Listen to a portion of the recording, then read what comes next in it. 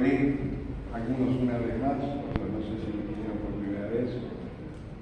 Dos cosas quiero decir. Hace frío. Así que me quedan dos más para el Bueno, el asunto es que Patricia nuevamente está dando sus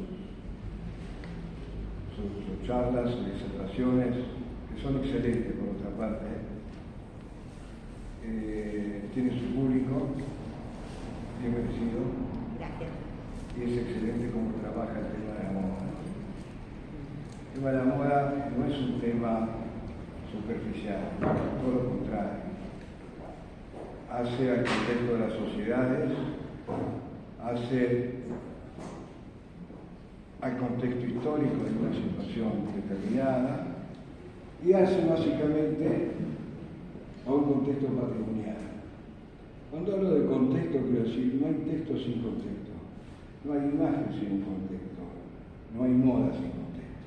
El contexto es en todas esas situaciones que condicionan a los textos, a las imágenes y a la moda en sí misma. Pero por otra parte, es algo que me interesa muchísimo a mí, por lo pronto, y a muchísima gente, por eso le agradezco tanto a Patricia estas charlas, es el concepto de diseño. El diseño también forma parte de una estratificación social que se va sedimentando con el tiempo. Y en la moda va, viene, pero de alguna manera también hace una concepción ideológica a la moda. Su producción, su evaluación y su representación. Cuando uno habla de una prenda determinada que usa una determinada persona, no está hablando de la prenda, no está hablando del objeto, no está hablando de la cosa, no está hablando del objeto, quiere decir, es lo que representa esa cosa, ese objeto, esa prenda. Entonces, siempre nos va a representar desde el punto de vista simbólico algo. Y por eso nosotros lo tomamos como parte también del patrimonio. Y siempre, como suelo decir, el patrimonio forma parte de un paraguas cultural. La cultura es el patrimonio es la cultura. Siempre es un ida y vuelta de algún tipo de propuesta. Me distrajo el ruido. Bueno, sigamos entonces. Los aspectos simbólicos de la moda y muchas veces los aspectos ideológicos. Cuando se habla también, como dice ahí, de coquetería, tampoco es una palabra superficial de ninguna manera, es una palabra sustancial referida a la moda. Cómo nos vestimos de acuerdo a cómo podemos, pero también nos representan. Es decir, nosotros conversamos con el otro a través de la moda. Y cuando se habla de la moda es una cuestión histórica y social, con mucha mayor profundidad tenemos que tomarla desde un lugar de representación. Es decir, la moda nos constituye como sujetos sociales. Por supuesto, pueden estar de acuerdo con lo que digo, no pueden no estar de acuerdo.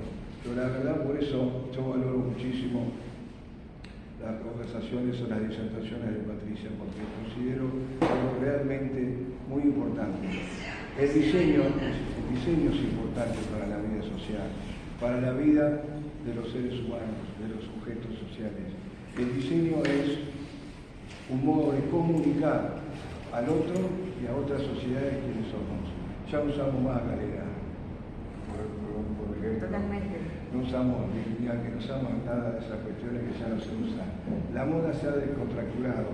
En otros tiempos, yo tenía que venir a estos lugares con saco y con corbata, después sin corbata, y ahora sin saco. Quiero decir que se va descontracturando, y eso también hace un poco la afabilidad de las relaciones. De todas maneras, así te tratan, como me he transmitido muchas veces. Entonces,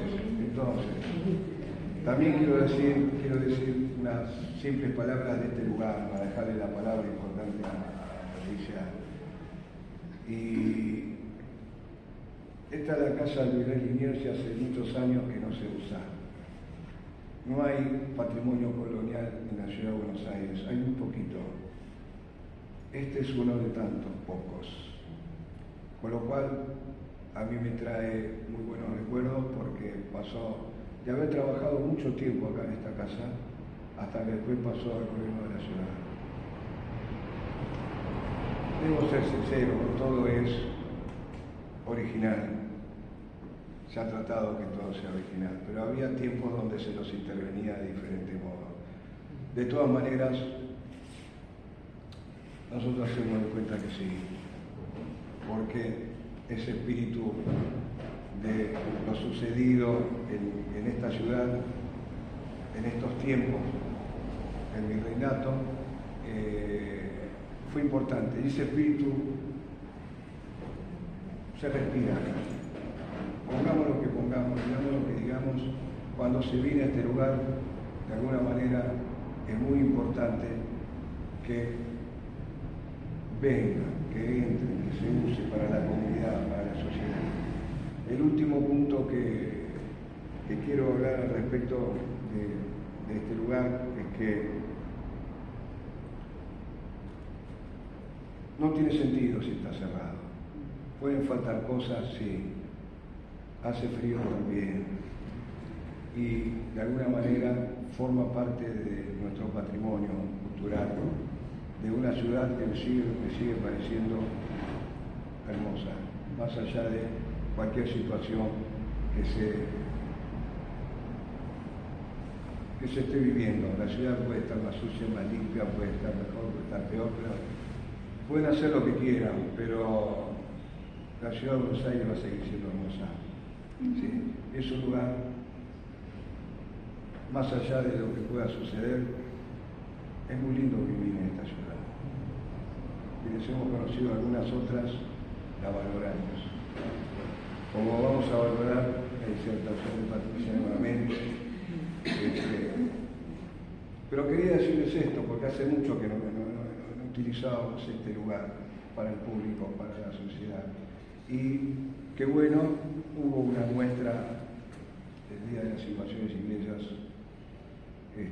la conmemoración, pero la primera disertación que se está haciendo es la de Patricia. La verdad que estoy muy contento que esto suceda. Muchas gracias. No, gracias a ustedes por abrirme no solamente la casa del virrey, sino el corazón, y poder contar en una semana tan importante como la gesta donde nace nuestra patria, poder dar esta charla que quiere rescatar el corazón, como bien comentaron, de la moda, que es el corazón del porteño, que en ese momento era ciudad de la Santísima Trinidad. Todavía el puerto no era el adjetivo nuestro poder rescatarlo. Y para mí es un honor en la casa del virrey, el conde de Buenos Aires, hablar sobre moda, coquetería y poner desde otra mirada en presente, en el siglo XXI, esa gesta maravillosa que nos dio identidad y que sirvió de ejemplo incluso más allá de los males. O sea, que la gesta del Río de la Plata es una gesta que se recuerda y se habla. Me pasó en más de un momento en diferentes lugares que es una gesta que se recuerda, incluso cuando después se charla sobre defensa en otro ámbito que no era moda, la defensa del Río de la Plata y lo que hizo Santiago de Liniers, que ahora tengo algunas imágenes asociadas a de dónde se inspiró, para decirlo así, no vamos a expoliar la nota, hace que para mí sea un honor poder dar la charla acá, donde él está presente. Así que gracias a todo el casco histórico por el compromiso y la batalla día a día. Es una trinchera, realmente la del casco histórico en lo micro cotidiano y en la gestión que hacen en la puesta en valor. Así que para mí es un honor ser voz y ayudarlos. Y gracias a todos los que vinieron a este desafío, sabiendo que iba a ser frío. Muchas gracias por venir, bienvenidos y bienvenidas. Sabiendo que iba a ser frío, que íbamos a estar en un lugar pero original. Como bien comentaron, es lo poco que tenemos del virreinato. Y por más que tenga algún falso histórico, como quizás el piso, lo miramos con cariño, porque en su momento, cuando se lo quiso poner en valor, se puso lo mejor que se podía en ese momento. Entonces, bueno, las cosas se pueden ir mejorando, pero estamos en una caja de resonancia única.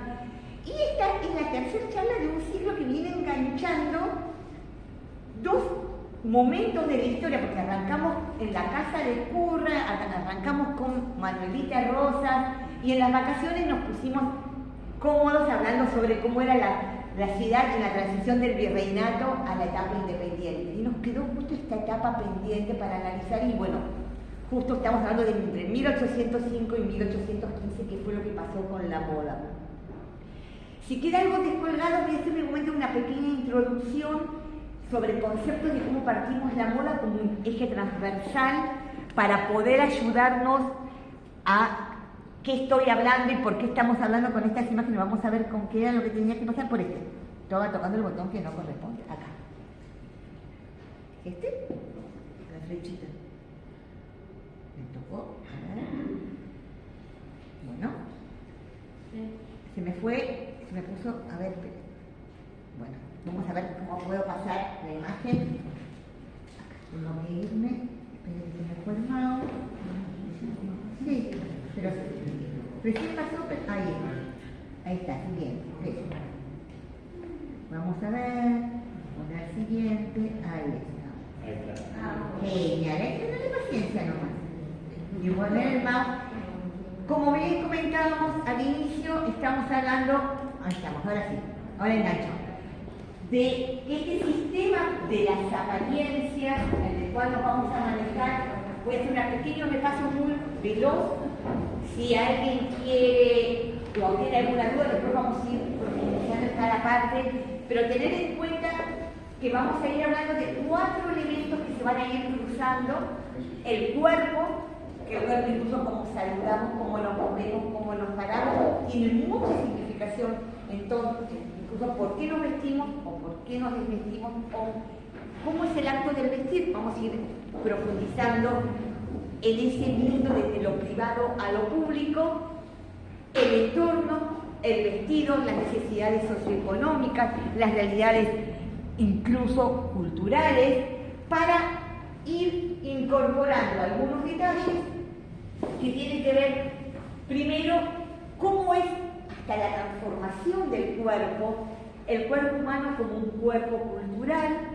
Estas frases son frases de Marcel Mauss, pero que también nosotros tenemos que ir entrenándonos en el siglo XXI cómo es nuestra mirada a la historia cultural, cómo nos tenemos que ir posicionando para poder releer un pasado, y esa relectura que estoy haciendo del pasado me sirva también como un espejo para comprender el presente. ¿Estamos bien? Si hablo muy rápido o los marcos teóricos los paso tipo en primera, me avisan y vamos frenando un poquito cada uno de los temas. Es para ir enganchando las 2 charlas anteriores y no entrar de lleno a nuestro marco de hoy que nos ocupa. Por lo tanto, hay un momento que uno quizás no tiene en cuenta. Acá voy a cruzar algunos marcos teóricos diferentes. Yo como profesora de Historia Cultural de la Moda, que vengo incluso del mundo de la museología, es decir, de la praxis museológica que trata de hablar con los silencios. Suena raro, pero no estoy loca. Estamos tratando de, a ciertos silencios que deja la historia, tratar de darles voz, porque piensen que cuando tenemos un objeto en el museo, por más que sea una silla, es diferente el uso de la silla al estar exhibido que cuando la estoy usando. Ya le estoy cambiando el contexto de mirada y de apropiación. Me van analizando que estoy con marcos teóricos complejos. Por lo tanto, me invita a mí a utilizar diferentes marcos teóricos. El anterior, que estamos hablando del cuerpo como un cuerpo cultural, es de Marcel Mauss. Estamos hablando de la antropología. Acá, el cuerpo como un acto del vestir, estamos hablando de la filosofía. Y la filosofía también va a entrar a la sociología. ¿Por qué me he visto? ¿Para qué me he visto? ¿Y cómo me he visto? Y ahí uno mismo tiene como 3 momentos en el acto del vestirse, que eso es lo que vamos a tomar incluso algunos autores, sin saber filosofía, como por ejemplo Honorio de Balzac, van a tener hasta múltiples reflexiones en los periódicos de moda. ¿Qué pasa en el momento biológico, en el momento privado, en el momento que yo decido vestirme? hay un acto que después se va a llamar la toilette, que indico qué elijo para vestirme y cómo lo elijo. Hay un momento personal, que ahí estoy eligiendo según el momento qué es lo que me quiero poner, cuáles son las tendencias sociales, y hay un momento que tiene que ver con lo social, que quiero tener un diálogo con el otro. Es decir, que desde el momento en que pienso, tengo una necesidad biológica, hoy hace frío, ya sé que me voy a venir preparada para un lugar no calefaccionado, pero de ese momento biológico hasta el momento final del social, vamos a ir viendo que van a surgir estas normas. Y hay una frase muy común que es bien vestido o mal vestido, pero ese término bien o mal vestido, ¿en relación a qué? ¿Con qué lo miro? Pero no voy a entrar en semiología, pero en semiología también hay códigos fuertes o códigos débiles que indican cuáles son las normas de lo bien y lo mal vestido. Incluso durante el siglo XX se puso muy de moda, desde el momento decimonónico del siglo XIX, estar desarreglado, como si uno fuese un equipo de engranajes que están fuera de órbita, como diríamos ahora. No es que uno está desarreglado en relación a qué. Tiene que ver con una relación de cómo se articulan esos tres momentos en el acto del vestir. Y esto es lo que tenemos que volver a reflexionar, por más que ya lo dije en el encuentro anterior, porque es para poder comprender el periodo justo de transición que tenemos que hablar nosotros, que es el de 1810 a 1826. Porque van a ocurrir cambios, como en el encuentro anterior hablamos de la Revolución Francesa y qué pasó con ese quiebre de 1789, y ese quiebre va a tener diferentes momentos que va a alterar toda esta relación y estos códigos y estas normas. Recordándola un poquito la charla de febrero, en un momento, en 1789, había que ser sucio y desprolijo. Y estaba prohibido y te podían cortar la cabeza en la guillotina si vos mandabas un saludo de Navidad y eras cortés. Por lo cual, para recordar un poco la charla de febrero, es necesario entender esta lógica para poder ver cómo podemos marcar el periodo de transición que a nosotros hoy nos importa tratar. Cualquier cosa, si no, la charla de febrero la volvemos a repetir. Y ahí es donde tenemos algunas palabras que son internacionales desde el punto de vista cultural, que en cualquier lengua, en cualquier cultura se mencionan y que tienen esta cualidad intrínseca. Por lo tanto, como comentábamos, tenemos un vocabulario, tenemos hábitos y tenemos hasta una palabra en español, que es traje, que también tiene esas dos realidades. El traje es lo tangible y también es lo intangible, lo utilizo como un verbo transitivo. Yo traigo una buena idea o tengo un traje armado. Y de acuerdo a cómo se fueron construyendo esos momentos biológicos, sociales, vamos a ver que cierta forma de armar un traje termina en el siglo XIX y XX conformándose como la indumentaria que quizás hoy, como un golpe visual, si tendríamos que hacer un ejercicio psicológico, hasta me puede denotar y connotar una imagen hasta masculina y de cierto tipo de prenda, que quizás en otro momento la palabra traje no me denotaba, no me traía a la memoria esa imagen que estoy queriendo decir. ¿Esto es muy difícil con lo teórico? No. Es para ir entrenándonos y comprender el periodo que nos va a tocar hoy analizar.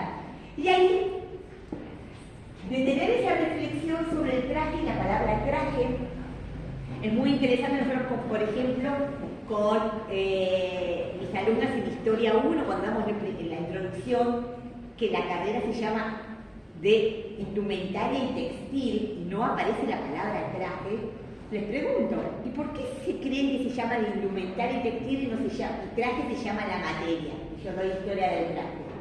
Porque la indumenta y el indumento es un término latino que hace a lo tangible. Entonces, desde el punto de vista del latín, el indumtus es todo lo que me porto. Entonces, tiene que ver con todos los objetos de diseño que yo voy haciendo y arman mi vocabulario. En cambio la palabra traje hace tanto a lo tangible como a lo intangible, a esa cultura material que también tiene un informe de comunicación, y es lo que nosotros vamos a tratar de descifrar el funcionamiento social de una época. La indumentaria puede tomarse como un lenguaje de cosas y palabras, y nosotros vamos a tratar de descifrar este periodo que hoy nos toca tratar, que es de 1810 a 1826.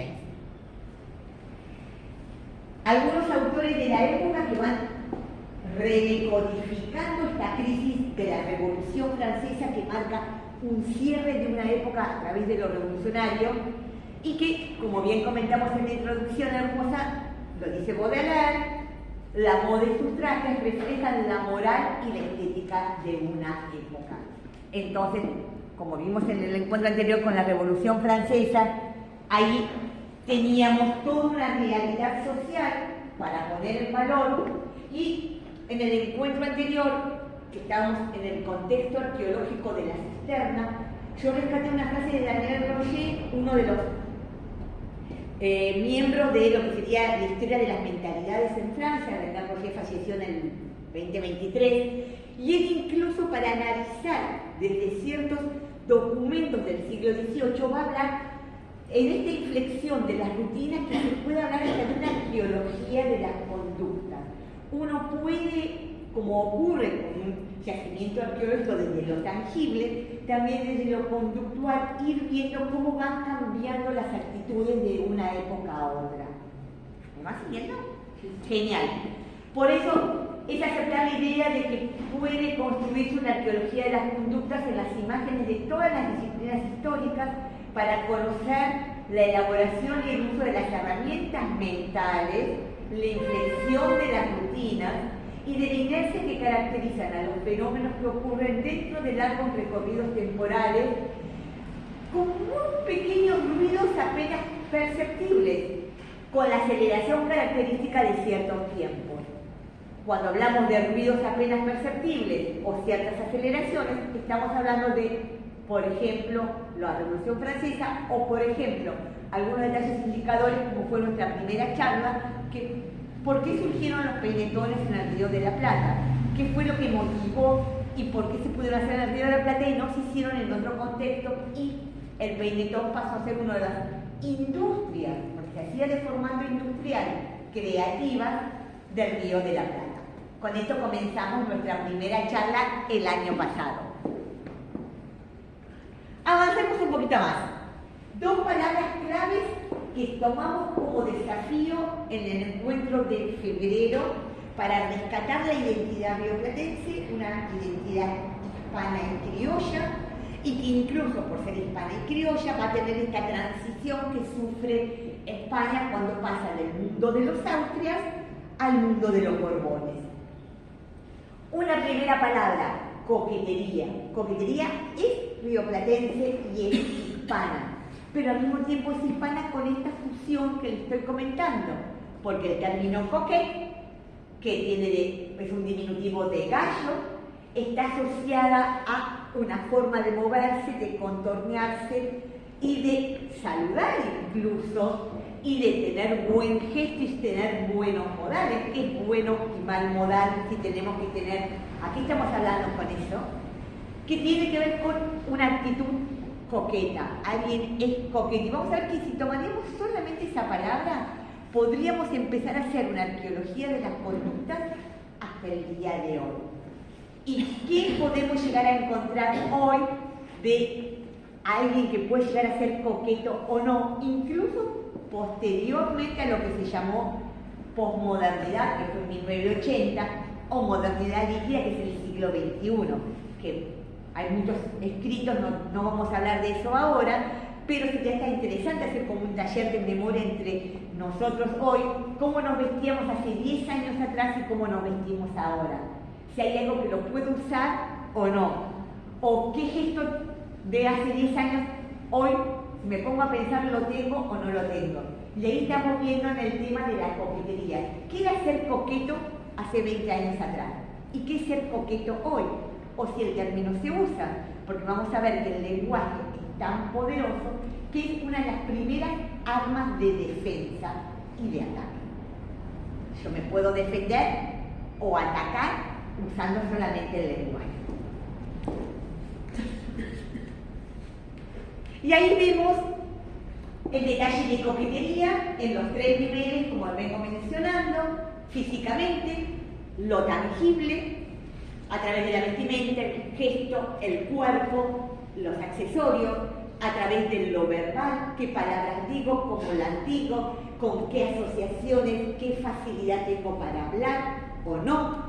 Y por supuesto psicológicamente, el tema de la empatía, el tema de si quiero formar parte o no de un grupo de pertenencia o si quiero marcar disonancia. Es decir, que ahí tengo ciertos elementos que puedo jugar y puedo articular lo que es ser coqueto. Y la otra palabra, había un coqueto muy particular en nuestro territorio, que era el petrimetre. El petrimetre sería una mezcla entre el español y el francés, o como se podían mencionar culturalmente los términos franceses en la lengua criolla. Por lo tanto, el petit maître, que es un pequeño maestro, después se va a llamar a un señor o un señorito. Señor es cuando ya uno tiene una pertenencia social o una mayoría de edad. Por eso después aparece el término señorito, cuando todavía no tiene cierta pertenencia social o independencia, pero ya tiene las habilidades o el comportamiento de un adulto. Por lo tanto, ya los jóvenes del siglo XVIII que vestían a la moda francesa eran modernos. Vemos que la modernidad tiene muchas épocas, cada época tiene su modernidad en cuanto a los modales, a los gustos, al conocimiento. Por lo tanto, en los salones, en la calle, en la mentalidad, había modales y apariencias que marcaban lo que era un petrimetre o una petrimetre.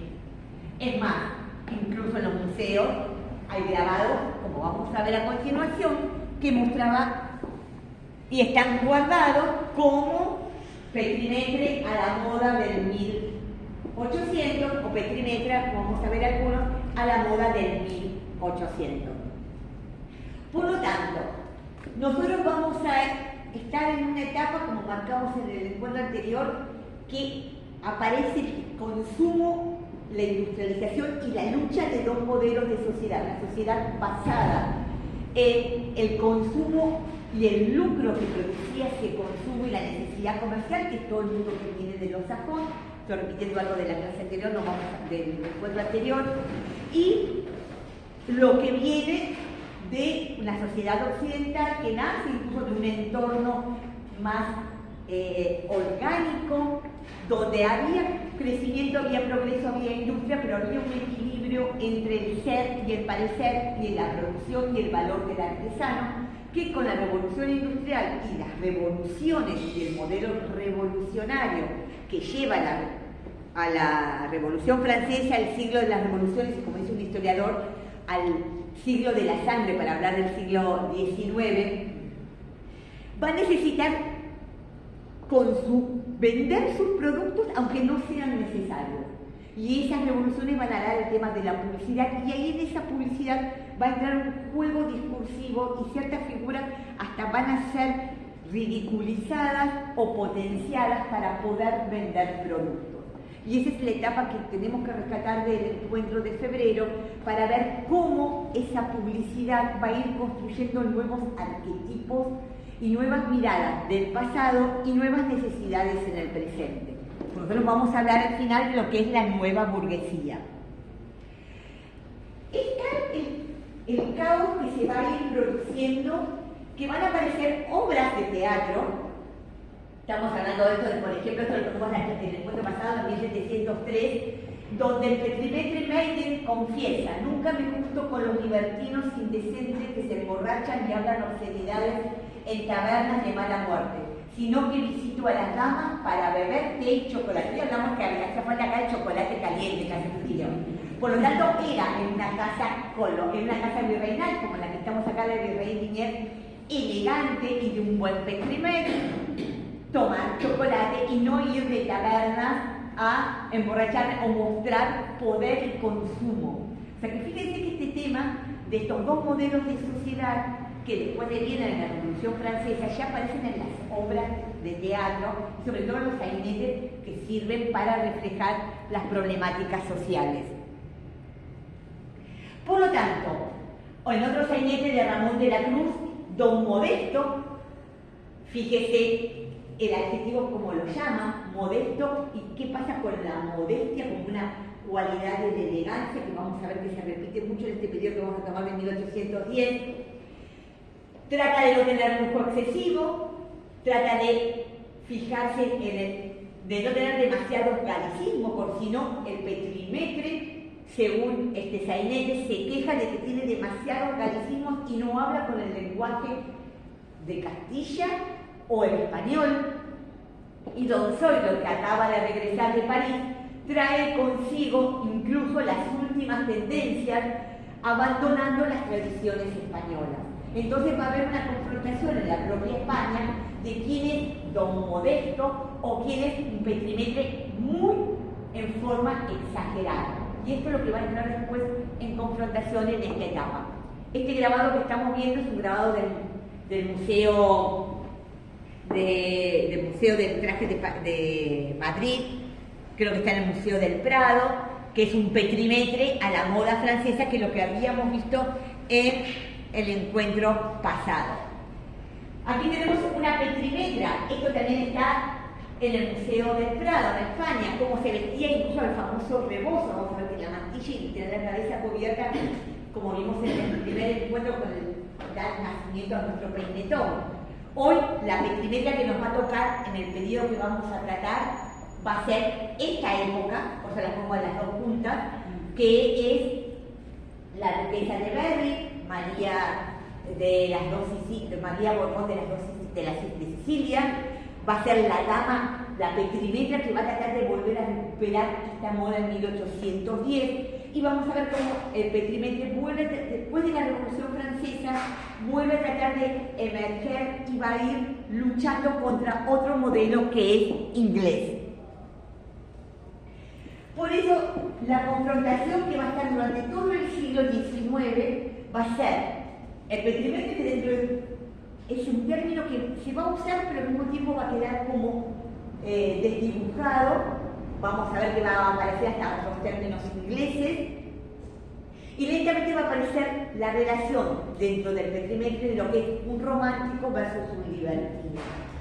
Y el romántico tiene que ver, sobre todo, primero, desde la mirada inglesa, por una novela de Werther, donde por primera vez aparece un joven, esta es la novela de Max de Roth, ¿okay?, donde el joven está desilusionado de la vida, sufre un desengaño de amor, no viste con buenos modales, está, entre comillas, desalineado o desarreglado, es decir, que sale a la calle quizás sin peluca, totalmente desmechado, que deja la ropa de montar a caballo con un frac urbano, o sea, que sale hasta desarreglado, o sea, que el acto del vestir está desalineado, su toilette privada, toilette es un término francés, desalineada en lo que es su acto de vida social, que es el primer tipo de romántico que vemos y es la primera vez que un joven se pone a la moda. Pero vamos a ver que vamos a tener dentro de ese joven, que es lo que tenemos que tomar hoy, un inglés que lo va a llevar al extremo, que va a ser George Brummel, y esto es para ganar a un término que hoy se sigue utilizando, que es el del dandy. Brummel va a ser ese hombre inglés romántico, desalineado, que se va a exagerar muchísimo la vestimenta y los adornos del vestir, va a crear un código propio, pero a un nivel de exageración diferente a lo que viene del mundo de los petit-maîtres. Por eso tengo que ir armando para poder contar la moda, cómo vienen los gestos del acto del vestir y por qué todavía hoy Lord Brummel es considerado un acto de elegancia. Dentro de esta realidad recordemos el frac típico francés, el calzón, que todavía se prende por delante, o sea, tiene una especie de puerta, como le dicen, el tipo de la corbata, y que antes de que aparezca la revolución